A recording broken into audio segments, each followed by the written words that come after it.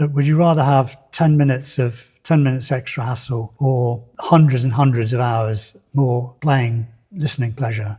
To get a designer's perspective on what is actually the most important part of the tone arm, I think is really important, because there are certainly some designs out there which the kind of design itself is based around solving a certain problem, which isn't necessarily the most important problem. And that's where the real cost of a good arm is. Yeah. It's not in the use of fancy plating, gold plating, or whatever you want to use, whatever you want to feature the arm. It's not in the magic material. No, it's the design time that goes into it. We're going to be ranking the topics that we've covered in this series and hopefully come up with the answer of what is the most important aspect of tone arm design. We're pretty sure at least one of the rankings will annoy you, so stay tuned to find out which one.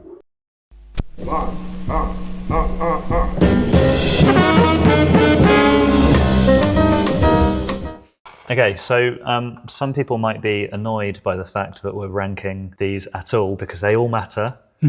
Every part of the tone arm matters, but I guess just fundamentally, why is it actually important to rank some of these features? Okay, well, I think it's important because they all make a difference to the sound quality. And I've known people who have chosen an arm simply because it's less trouble to set up than others. And what you're asking yourself is, well, what I say to people is, look, would you rather have 10 minutes extra hassle or hundreds and hundreds of hours more playing, listening pleasure as a result of having a far better sounding arm? Yeah.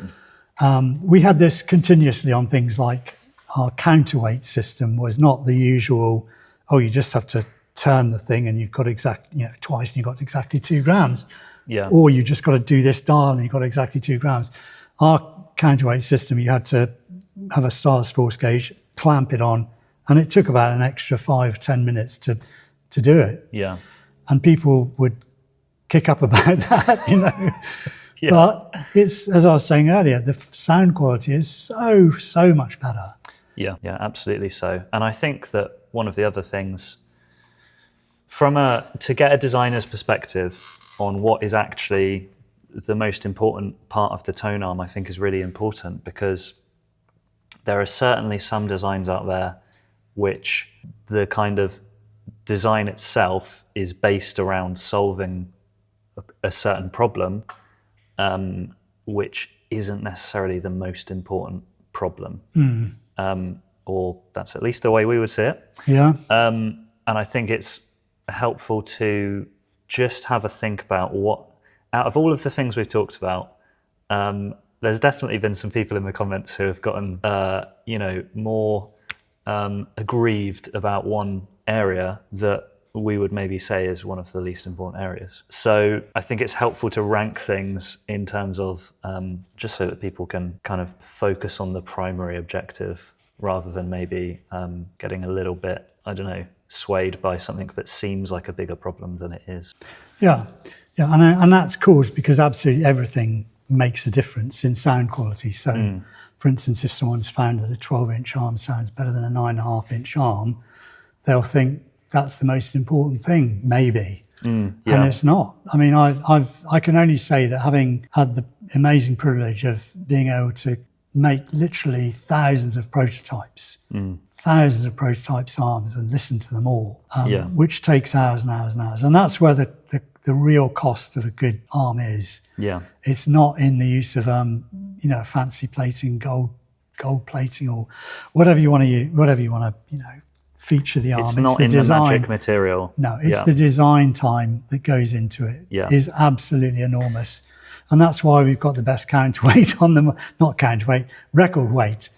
market. Why we've got the best, it's been reviewed as the best platter mat on the market, and on it goes. People say that our belt is the best belt on the market. The oil is the best oil on the market, because I test endlessly, thousands and thousands of times. Some designers will do a design on the CAD and that's it. It goes to theory is right.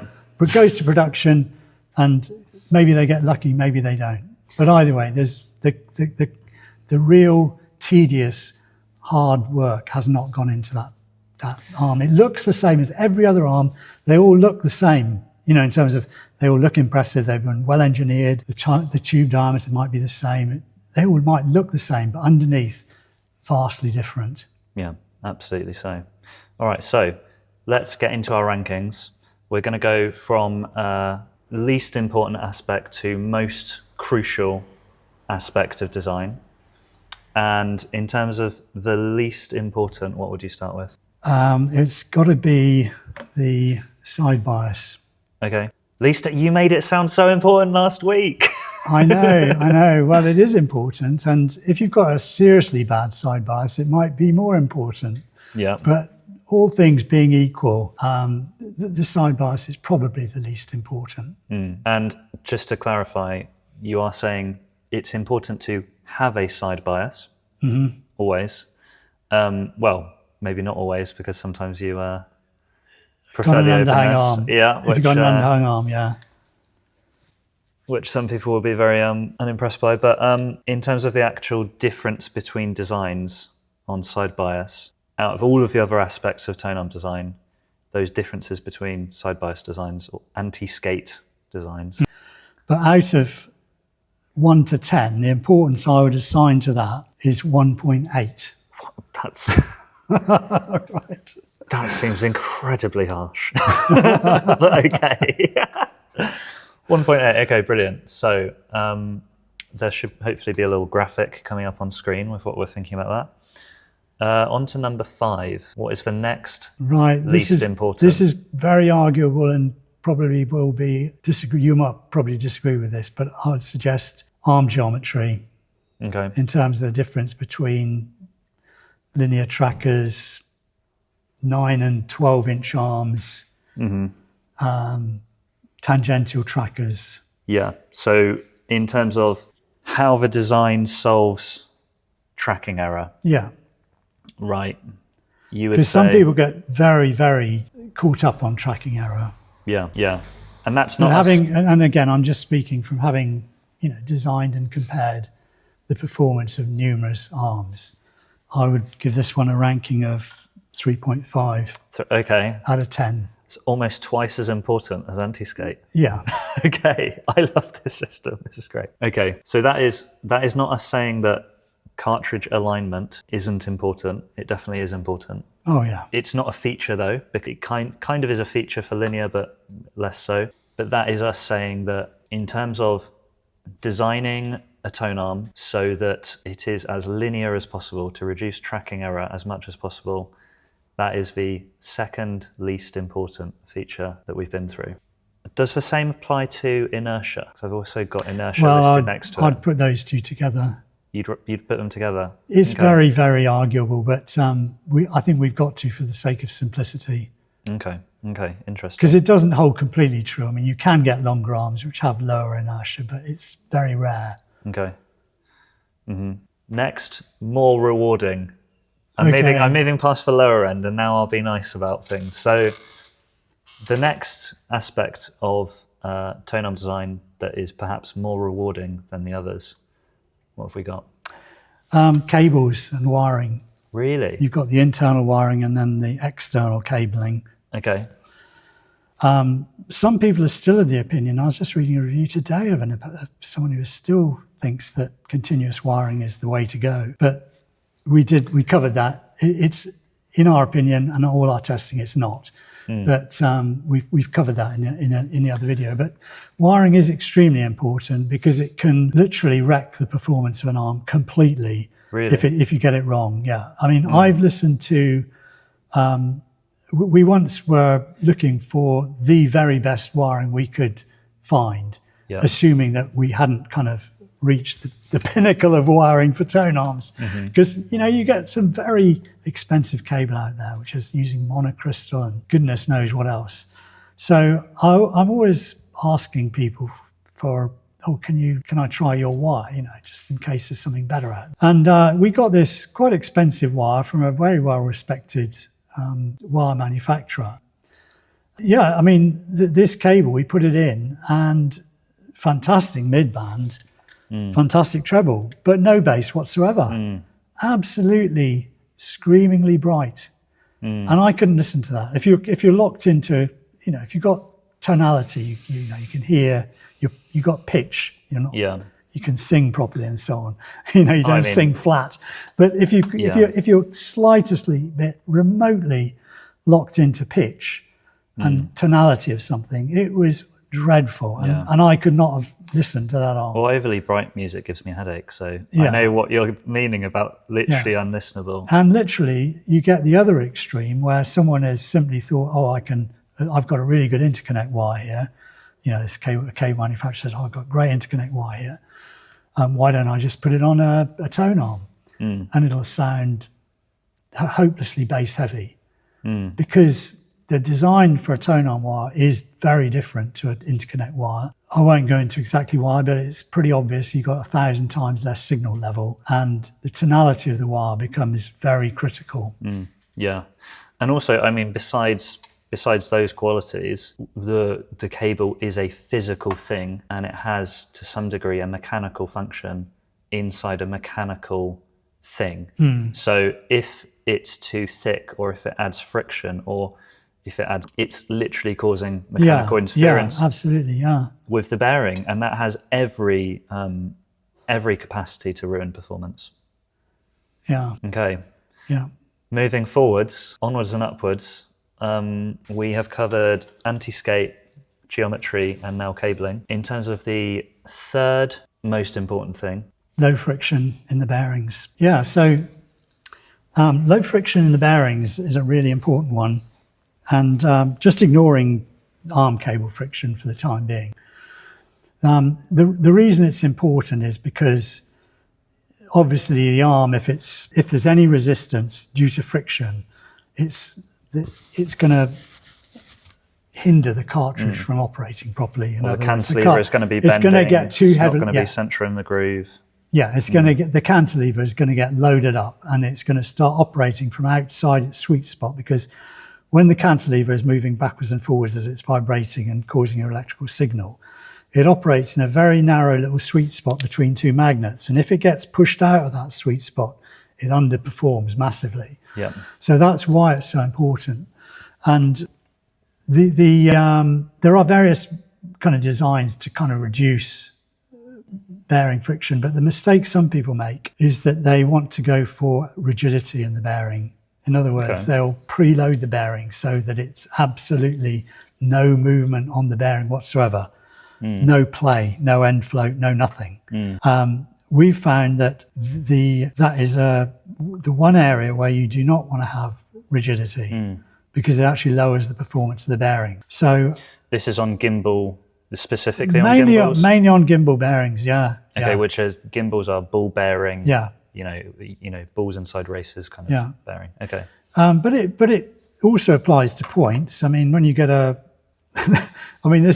when you look at it at a microscopic level and on your pivot point, say for a uni-pivot arm or a dual pivot arm in a point, you can either go for this sort of level, this sort of point, or, which will probably shatter before too long. They're not very robust when they get but that's the highest performance. Okay. Right?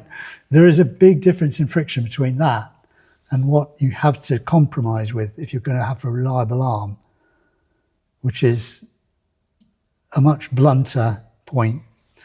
So, there's lots of different ways of doing it, and it's all a compromise at the end of the day. Obviously, you don't want your bearings to be completely slack, but neither do you want them to be highly rigid. That is really interesting, and I suspect it will be controversial as well. Oh, no doubt, because people love to have precision loaded bearings. And in certain applications like your car, it's very important that your bearings are preloaded and tight. A little bit less sensitive to vibration with that, maybe. Yeah, it's a completely different application. Yeah. The other aspect about a bearing and a tone arm is that it's barely moving. The whole axle is resting on ultimately is resting on about two balls. You've got a normal bearing. It's got all these ball bearings around it. Yeah. And in normal function, it's got to whiz round at 20,000 RPM or whatever it is. And so they've got to, to save the thing getting incredibly noisy and rattling and moving all over the place. And it's the same in our CNC machines. You've got to preload everything. You want it tight, not in a tone arm, because basically that is just simply resting on probably two balls, because this will go round to a position where the two balls are like that probably. Yeah. And it'll just be resting on those two balls. Yeah. And the thing hardly moves. The biggest amount of movement is, when you actually lift it up. Yeah, it's virtually stationary. Yeah. Yeah, so the bearing design is entirely different. Yeah, no, that's just so interesting how it's, you would assume, the higher tolerance you want, but then actually if that's tightening movement up. Oh yeah, I mean, basically if you want to preload it, stiction. We've got tension on all of these balls now when you preload it. This is really curious though, because it's very rigid. So if things are slightly looser, are you saying that essentially there's not a lot of tension on all of these, but just tension on this one? Just tension on these two? Yeah, you'll just have the weight on the bottom two balls. The other, I'm not saying the others won't touch, because they will, obviously they'll fall down, but they will be resting very loosely. And I mean, tone arm manufacturers aren't completely, there's a lot of very bright people out there, and they do tension these things up so that you have I went to the Riga factory and watched them do this, and they tension it up so it's just swinging freely as possible, but with no kind of play. Right. But if you actually listen to it, it's better to go slightly, to have a little bit slacker of play still. Yeah. Okay.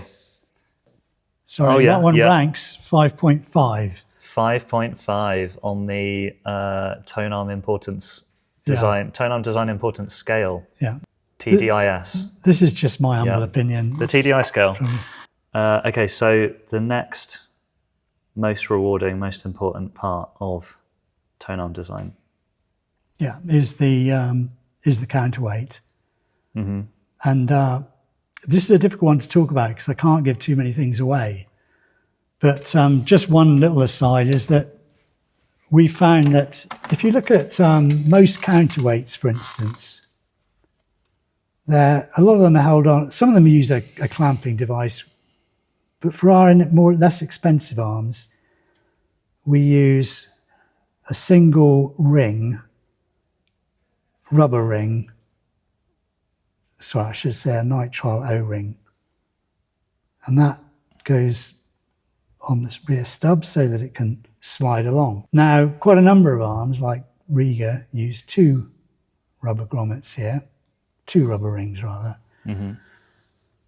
What we've found is that it really pays to only use one, and it should be the tightest fit possible. So we actually put a very thin layer of grease on the rear stub, because otherwise people would be breaking their wrists trying to kind of rotate this thing to get it in position. So that's just an example of how counterweight, the design of the counterweight really matters. But that is probably 1/100th of the amount of research we put into our counterweights. There's much more to it than that.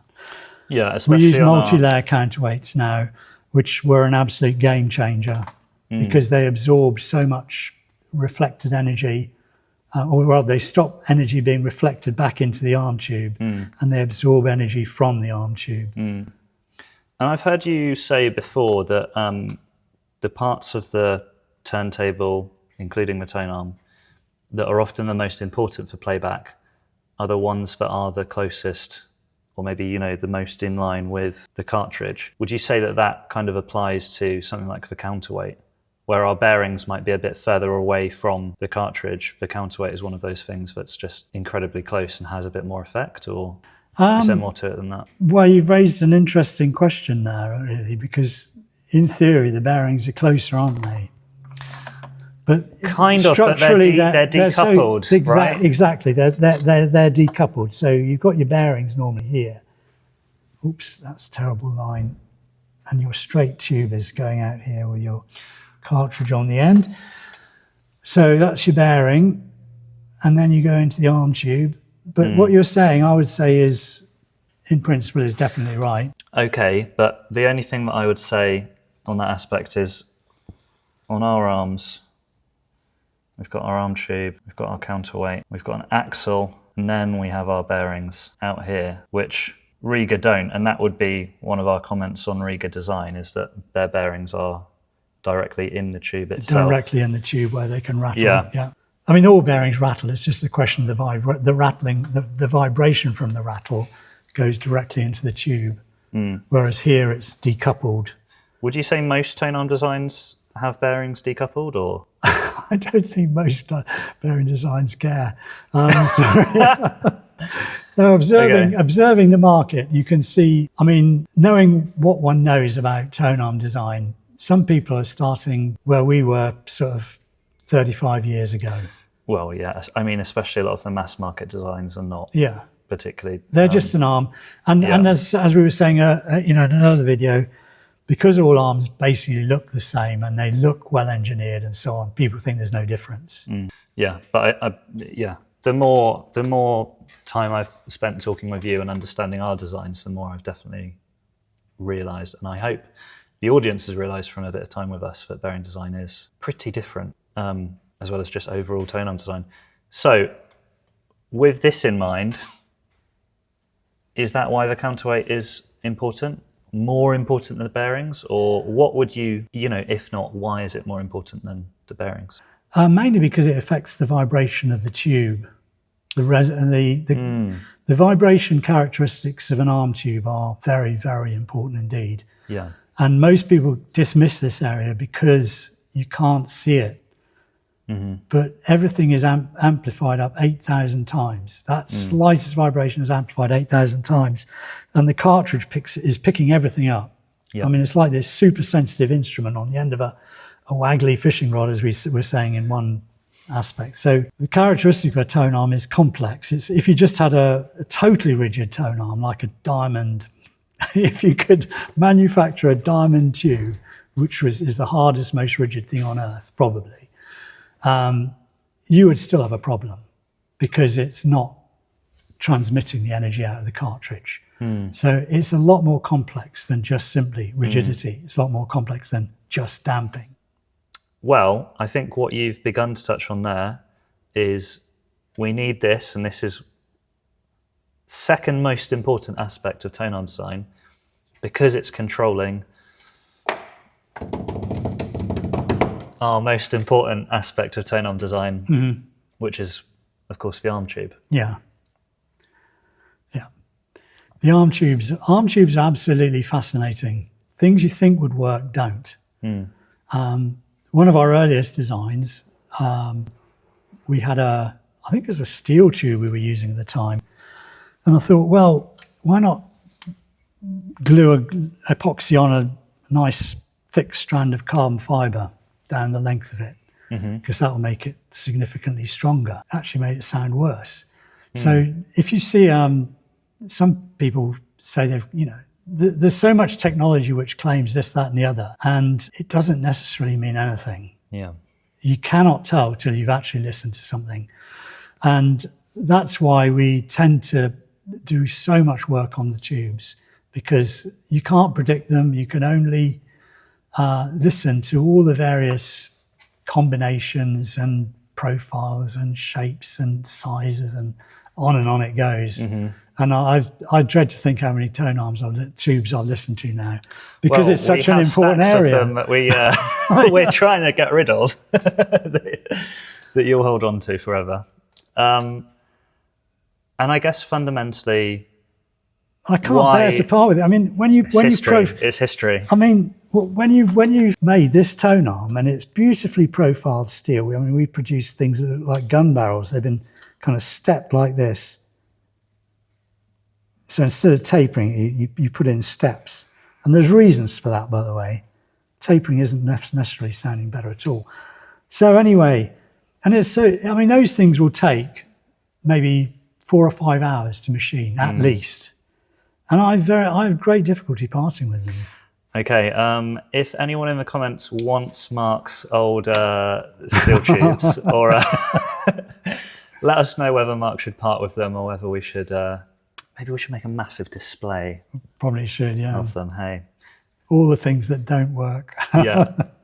And I mean, just quickly, we filmed an almost 20-minute episode on this, but fundamentally, in a few sentences, why is the arm tube the most important aspect of a tone arm? Okay, when it comes to the sonic performance of an arm, the arm tube will virtually dominate everything else.